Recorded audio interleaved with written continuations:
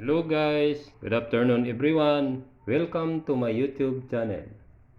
This afternoon we will discuss about the wiring diagram of incandescent lamp parallel connection with individual switch. This is our supply line side, line 1 and line 2, or ground or neutral. This is a safety switch connected sa tugang, switch number 1.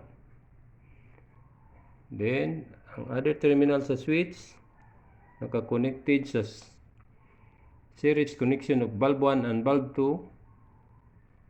Then other side of the bulb 1 and bulb 2 is connected also together with the other terminal from bulb 3 and bulb 4.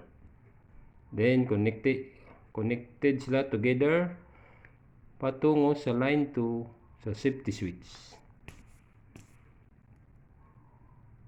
Then switch number 2. This is another terminal sa switch number 2, connected siya series sa bulb 3 o bulb 4. Ang other terminal sa bulb 3 and bulb 4 is naka-series also, series parallel connection, then connected together patungo sa atong line 2 supply para sa safety switch. Then another wiring diagram of three-way switch for incandescent lamp. This is line 1, line 2, line side, ground, then neutral. This is our load side. This is a safety switch. Then yung line 1 natin connected sa three-way switch number 1, connected sa iyang common. Then ang other terminal sa atong three-way switch, ang A connected sa letter A.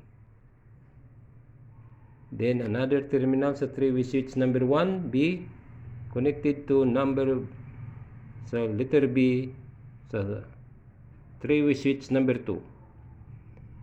Then yung common natin, naka-connected siya dito sa ating bulb.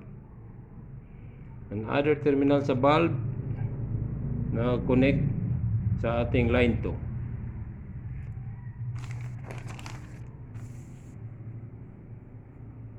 Bible verse of the day, 1 John 1:9.